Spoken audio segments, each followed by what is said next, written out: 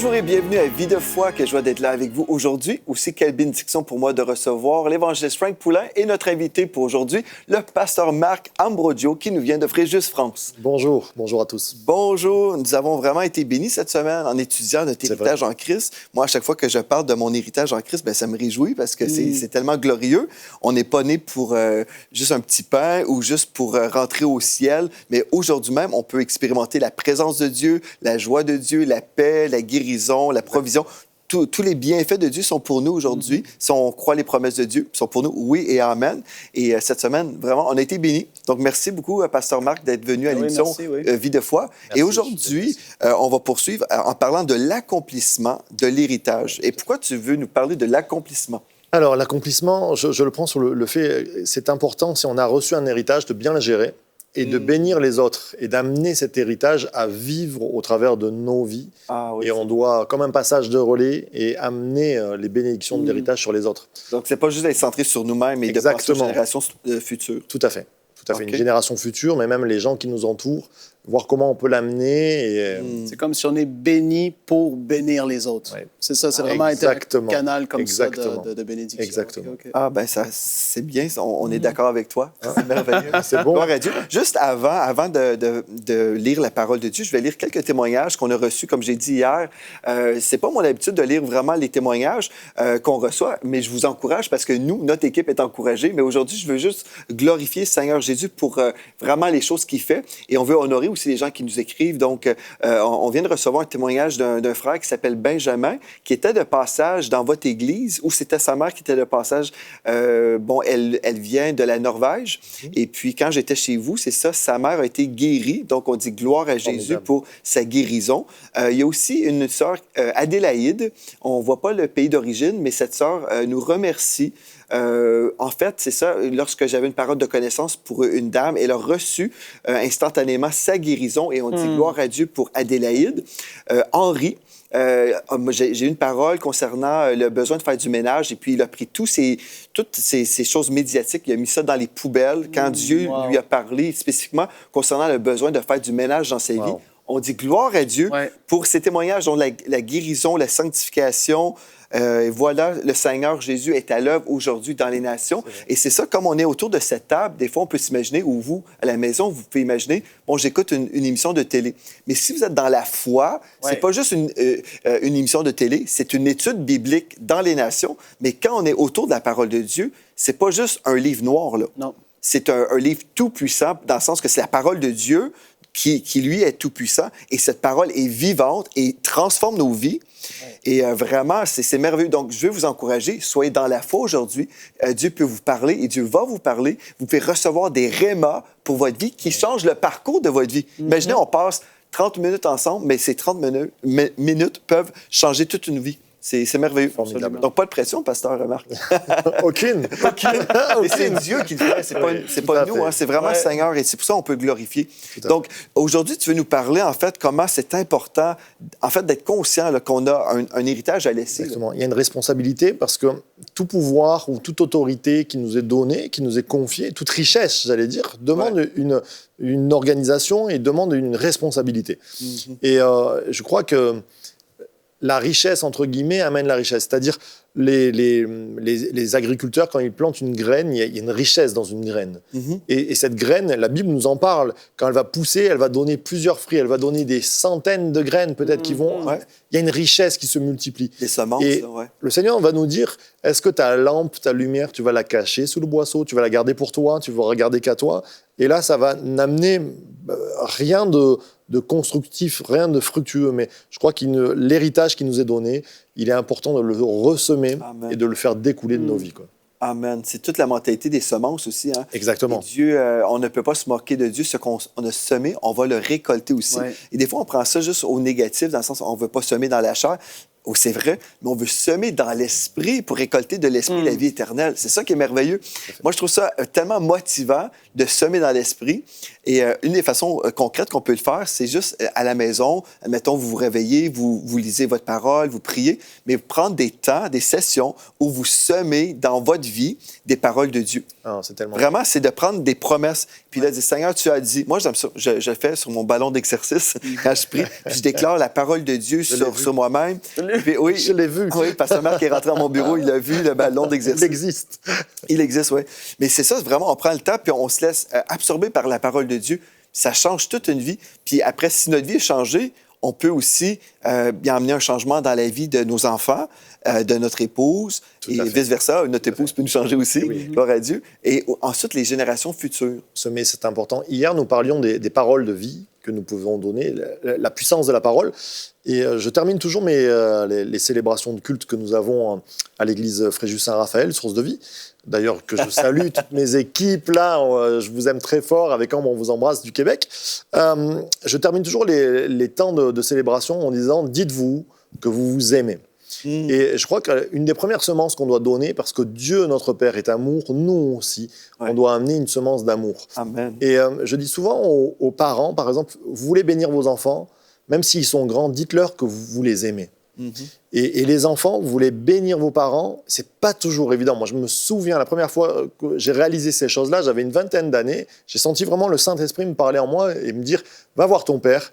Et il y avait une situation tendue et dis-lui que tu l'aimes. Mais que j'avais des graviers dans la bouche. Dire à papa « je t'aime », c'était pas facile. En fait, on n'est pas habitué. On a peut-être moi, je suis d'origine italienne, donc tout l'orgueil, mon macho, tout ce qui se passe derrière. Et dire « je t'aime » à quelqu'un qui nous est cher, mais quelquefois, ça amène une parole de salut. Et je crois que c'est important à nos enfants, à nos proches, et à dire aux personnes que nous les aimons. Dites « je t'aime » à une personne cette semaine, vous allez voir que ça peut déclencher de véritables bénédictions et des ouvertures de portes, des restaurations même. Et on peut le faire avec l'amour de Dieu qui est déversé en nous par le Saint-Esprit. Puis quand on pense à ça, peut-être vous êtes là et vous ressentez même en ce moment que le Saint-Esprit vous dit, vous devez dire « je t'aime » à une personne précise. Et peut-être vous êtes dans la crainte. Comme tu partages, Pasteur Marc, tu sais, admettons, est-ce que je peux vraiment le dire? Mais en fait, l'amour de Dieu, l'amour parfait, bannit la crainte. Donc, si vous avez une crainte en ce moment, vous dites, est-ce que je peux vraiment le dire? Bien, recevez l'amour de Dieu, vraiment. Et Dieu, en fait, va vous donner l'audace aussi de le faire. Et vous fait répondre à l'appel de Dieu. Et ensuite, ça va vraiment ouvrir des portes. Hein? L'amour de Dieu, c'est puissant, là. C'est puissant. Ça ouvre des portes, ça défait des liens même, je crois. Ouais, l'amour de Dieu, oui. À un moment donné, je crois que c'est Matthieu 18, où il est dit ce que vous lirez dans le ciel sera lié sur la terre. Et le contexte, en fait, quelquefois, on peut prendre ça sur les esprits mauvais. Je ne pense pas. Vraiment, si on regarde le contexte du texte, c'est la parole libératrice, le pardon, les paroles d'amour. Et on peut lier quelquefois des personnes en ne leur pardonnant pas, en ne leur disant jamais je t'aime. Je crois combien, là, je parle encore à des parents, les parents, allez dire à vos enfants que vous les aimez. Quelquefois, ils se sentent incapables. Quelquefois, souvent, j'entends des parents qui disent « Oh, mais t'es un bon à rien, toi. » On est en train de semer des choses négatives dans les cœurs des enfants. Disons à nos enfants « Je t'aime, je t'aime. » C'est ça. Mon peuple périt faute de connaissance. Hein. Oui. Il y a beaucoup de personnes qui ne réalisent pas, qui maudissent la vie de leurs enfants comme ça. Je ne sais pas si on réalise à quel point nos paroles comptent, mais au lieu de détruire, on veut bénir et honorer. Et aussi, nos enfants vont pouvoir aussi transmettre la bénédiction qu'on a reçue. Comme je mentionnais dans les autres émissions, Frank et moi, on est d'une descendance de bénédiction avec notre grand-père qui prêchait l'Évangile. Mais gloire à Dieu, on peut voir vraiment que le Seigneur continue comme ça. Mais il faut être conscient aujourd'hui. Donc, dans la parole, tu voulais nous amener des points précis concernant l'honneur. Par exemple, c'est un des commandements qui m'a toujours paru...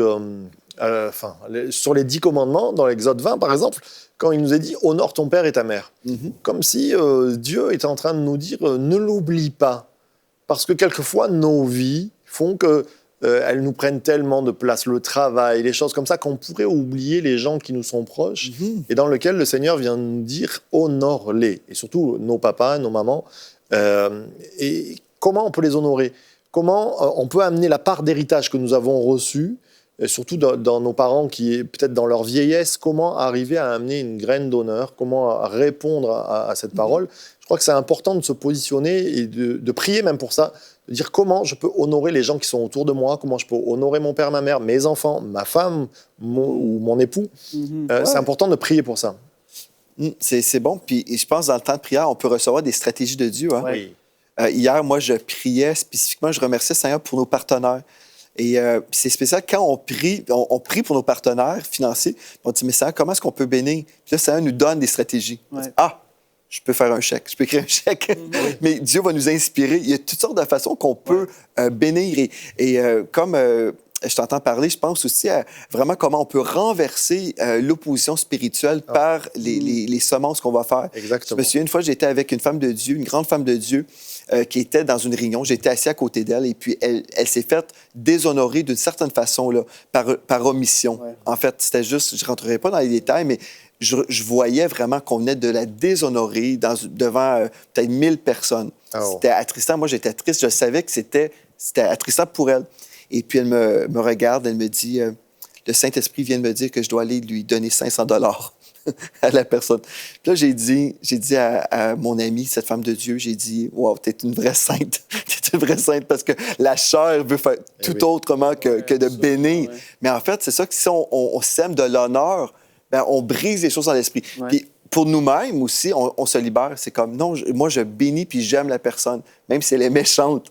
Non seulement ça, mais l'honneur va libérer une bénédiction dans notre vie parce que ça dit que afin qu'on vive vieux. Exactement. C'est spécial, hein? C'est très puissant, qu'est-ce que ça dit? Honore ton père et ta mère, et tu dis, wow, il y a une puissance derrière l'honneur envers des parents, parce que là, on parlait des parents précisément. Tout à fait. C'est très particulier. Il faut entrer vraiment dans cette mentalité d'honneur-là. Et ça, c'est sûr et certain. Il y a différentes façons de le faire. Parfois, ça peut être une bénédiction financière ou juste des paroles, comme vous avez dit. Vraiment, parce qu'il y a certains milieux, des familles, c'est tellement dur. La façon de se parler est dure. Il n'y a pas d'amour, c'est austère. Mais vraiment, il faut renverser ces choses-là. Et comme on avait dit au début de la semaine, on peut être cette personne qui va briser ce rythme-là, cette espèce de série qui est là depuis des années, des générations. Soyez cette personne-là qui allait aller de l'avant. C'est super important. Je pense, dans la prière, c'est là où on va recevoir les stratégies de Dieu. Parce que si, admettons, on donne 500 $ à quelqu'un, pour eux, c'est rien. Absolument. C'est pas vraiment ça qu'on doit faire. Ça. Des fois, c'est des paroles. Des fois, c'est une carte. Des fois, c'est un cadeau. Même Dieu peut nous donner un cadeau très précis. Là, pour dire, mais pourquoi je dois donner ça? Mais Dieu, c'est comme, non, mais cette personne va savoir le sens. Que je pense dans la prière, dans cette relation avec Dieu, on peut être dirigé là-dedans pour vraiment honorer. Comme le texte que tu viens de citer, je vais le lire dans Éphésiens, chapitre 6, au verset 2. « Honore ton père et ta mère, c'est le premier commandement avec une promesse, afin que tu sois heureux. » Déjà, c'est une bonne chose. Et que tu vives longtemps sur la terre. Donc, c'est merveilleux. C'est un principe de la parole de Dieu, de marcher dans l'honneur. Mais certaines personnes diront, mais moi, j'ai aucune raison d'honorer mes parents. Sauf que vous pouvez vous dire, je sais qu'il y a des situations comme ça. Dans le pastorat, j'ai déjà rencontré des gens qui me disaient, pour moi, c'est impossible pour telle raison. Peu importe les raisons, cherchez une raison. Si c'est juste le fait que vous êtes là aujourd'hui, bien, choisissez l'amour. On ne peut pas honorer pour le péché, hein, n'est-ce pas? Si vous avez vécu des choses terribles, vous ne pouvez pas honorer pour ces choses-là, mais vous pouvez honorer et au moins choisir de ne pas déshonorer. C'est ça. Moi, je me souviens, il y a une histoire d'une femme qui était guérie. C'est une femme mariée à un évangéliste de guérison. Puis elle ne comprenait pas, elle priait pour plein de personnes, puis elle avait un souci médical. Puis elle dit, Seigneur, pourquoi je ne reçois pas ma guérison? Puis Dieu, un jour, lui a dit, tu déshonores ton père. Oui, mais avec raison, mais voici ce que mon père m'a fait. Oui, mais tu déshonores ton père. Puis là, elle s'est repentie et elle a été instantanément guérie. Ça l'ouvrait la porte dans sa vie à ce que cette chose-là soit là, exactement. Donc l'honneur, c'est tellement important. Quelquefois, c'est vrai qu'il y a des enfants qui ont subi des choses avec leurs parents qui étaient catastrophiques parce que les parents n'étaient pas honorables. Hein. C'est ça. Mais je reviens à Matthieu 18, ce que vous lirez sur la terre, vous le lirez dans le ciel. Je crois que quelquefois, le pardon, on ne sait pas excuser ce qui s'est passé, mais c'est relâcher. Amen. Et c'est-à-dire qu'on va délier quelque chose et honorer peut-être un parent qui a été violent avec nous. C'est juste l'honorer en le déliant, en disant, je relâche ce qui s'est passé, je le mets devant Dieu. Et Seigneur, guéris mon cœur. Ouais, Et je ne veux pas rentrer en guerre, je ne veux pas lui en vouloir, je ne veux pas continuer cette guerre. Et en parlant de situations comme ça, souvent, ça va être des parents qui étaient non chrétiens, non croyants, qui ont fait ces choses-là. Et puis nous, en prenant la décision d'agir comme Jésus, ça va placer une semence dans les gens qui peut les sauver d'une perdition éternelle. C'est énorme. C'est énorme. Extraordinaire. Ouais. Quand on pense à l'honneur et vraiment à laisser un héritage, toi, Pasteur Marc, tu pensais aussi au père de cet enfant prodige dans la parole de Dieu. Tu avais une réflexion concernant... Oui, c'est mon maître de stage, Jacques Elbaz, qui ne prêche pas sur le fils prodigue, mais sur le père prodige. Ah! Et combien j'aime ça, c'est très intéressant, le fait de se dire qu'en tant que papa, on a une position aussi dans ce récit qui nous montre ce père qui attend, ce père qui va vers. Et je crois qu'en tant que parents, quelquefois, nos enfants, ils sont libres aussi. Quelquefois, ils font des choses qui ne nous plaisent pas. Mais on doit être sur la route pour les attendre. On doit être celui qui, même si les enfants nous ont craché au visage, je crois qu'on va les rechercher. On va les chercher de l'enfer. On va leur dire, viens, parce qu'il y a mieux pour toi que d'être quelqu'un qui fait n'importe quoi de sa vie. Et on doit être des parents prodiges dans ce fait d'aller chercher. D'aller chercher nos enfants dans cette bénédiction, dans cet honneur, je crois. Et je pense qu'une des façons, premièrement, qu'on peut aller les chercher, si c'est physiquement, comme dans cette histoire-là, oui, on peut voir, le père est allé auprès de son enfant, il l'a pris dans ses bras, c'est une belle histoire. Mais aussi, on peut aller les chercher dans la prière, premièrement. Parce que si on va les chercher dans la prière, ce qui est merveilleux, c'est que Dieu va changer notre cœur. Parce que si, admettons, notre enfant a gaspillé notre héritage qu'on lui a laissé, là, on lui a laissé notre héritage avant le temps, juste ça, c'est horrible. Parce terrible. que quand le fils demande, en fait, il déshonore son père en lui demandant « Je veux avoir mon héritage avant, je peux même pas attendre que tu décèdes, je veux l'avoir tout de suite. » Je préférais que tu sois mort. C'est atroce, c'est terrible. C'est terrible. Mais malgré ça, on va le chercher dans la prière et là, Dieu change notre cœur parce qu'il y a sûrement des blessures aussi, le père, là, quand il a été déshonoré comme ça. Donc, il a pu être blessé. Et puis là, Dieu change notre cœur et nous donne un cœur pour nos enfants ou pour d'autres personnes aussi que Dieu nous appelle à aller chercher dans la prière. Proverbe dit, le 17, « Et les pères sont la gloire de leurs fils. » Et je voudrais dire, je parlais de ma petite maman, et pour moi, maman a été la gloire de notre famille sur le fait qu'elle a amené la gloire de Dieu dans la prière chaque matin à 5h30. Elle a amené la gloire de Dieu sur nos vies. C'est-à-dire que même si nous la refusions quelquefois, la gloire venait nous chercher. Comme ce papa prodige qui est sur la route, qui prie et qui amène la gloire. Et je crois qu'on peut amener un poids de gloire sur nos enfants, non pas en les forçant, mais en amenant l'amour de Dieu qui coule au travers de nos vies, quoi. Wow. Amen. Amen. Une des façons aussi, moi je peux témoigner, ce que j'ai vu comme modèle chez moi, c'est mon père. J'arrivais dans son bureau, mon père était souvent à genoux en train de prier. Ça, c'est le souvenir de mon enfance. J'arrivais dans son bureau, mon père priait. Et puis pour moi, c'était mon héritage spirituel aussi de savoir que un homme de Dieu, ça existe. Je peux devenir un homme de Dieu parce que j'ai vu mon père être un homme de Dieu. Et je pense, si on veut vraiment laisser un héritage à nos enfants, dans mon cœur, pour moi, ce que je veux faire, c'est que mes enfants aient cette relation avec Dieu. Je pense, une des façons de le faire, c'est d'être constant.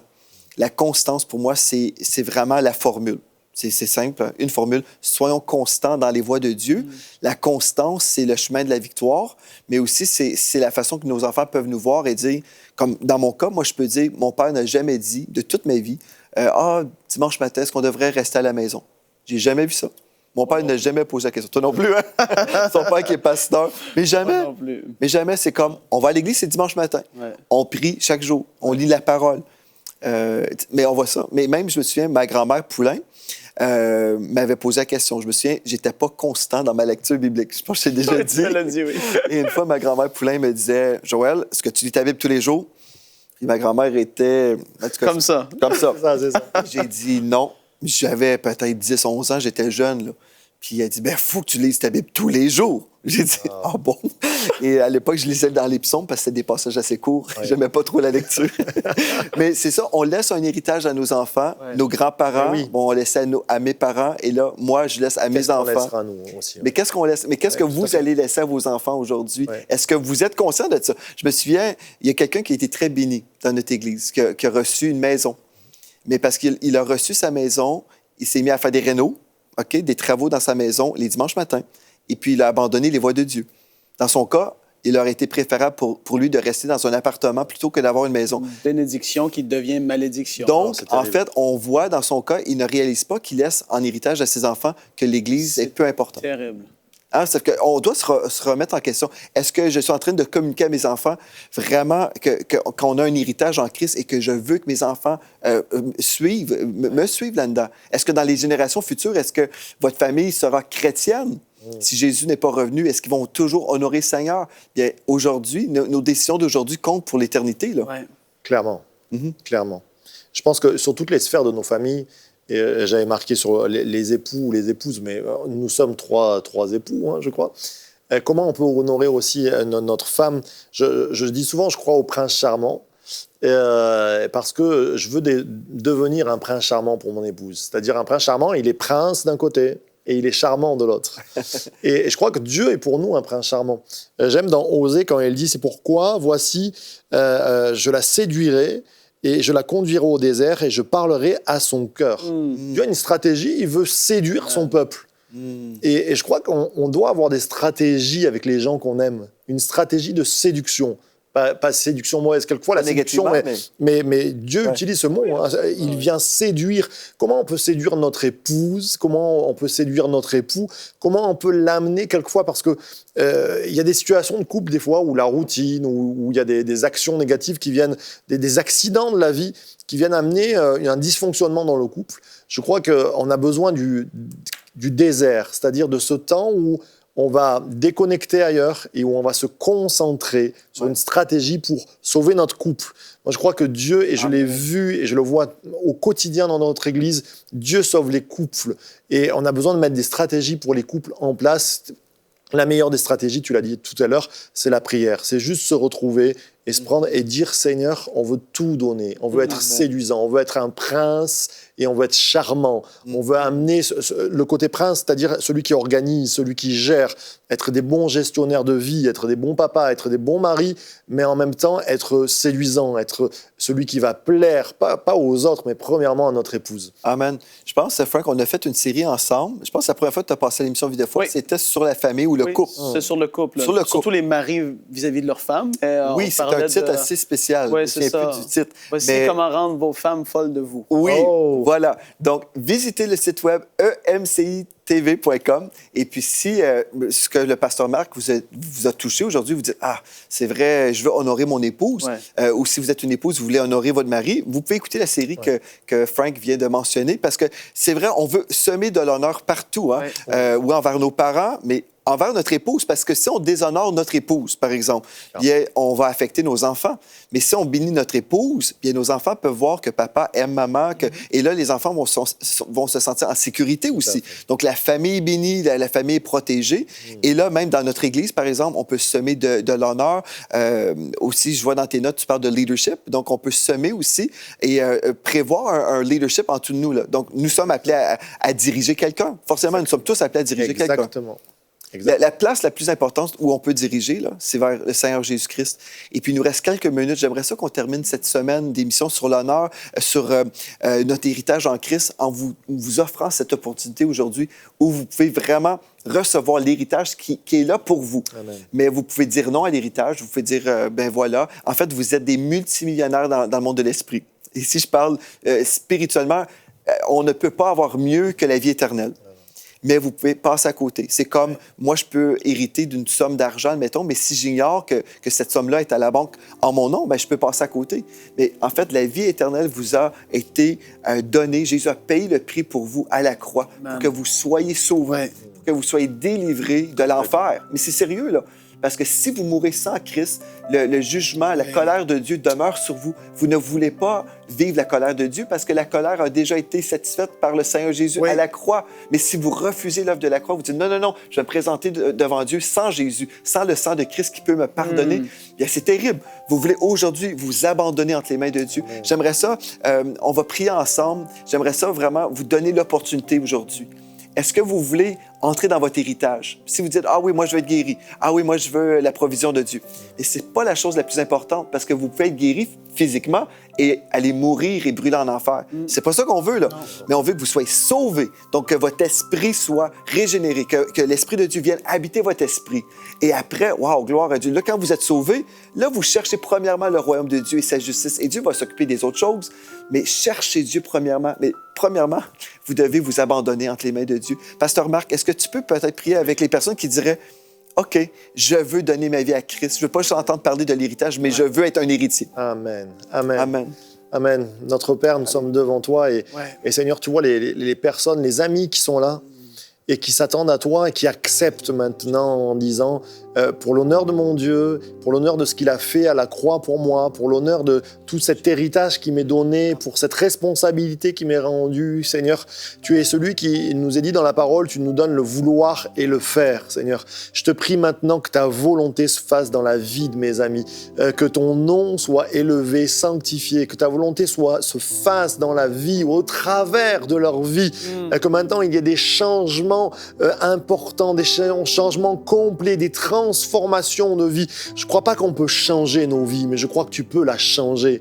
Et Seigneur, maintenant, je proclame des paroles de changement dans la vie de mes amis. Je proclame des changements de situation. Tu es celui qui change les temps et les circonstances. Et maintenant, en ton nom, Jésus, tu le fais. Amen. Amen. Amen.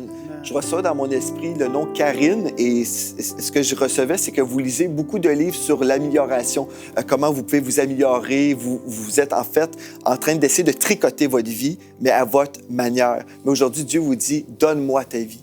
Et aujourd'hui, vous avez entendu cette prière et ma prière, c'est que vous allez dire oui à Dieu. Des fois, on peut lire des livres, des bouquins sur l'amélioration de soi. Il y a tellement de livres qui sont disponibles pour nous. Mais aujourd'hui, je vous propose celui-là, qui est vraiment la lettre d'amour écrite pour vous.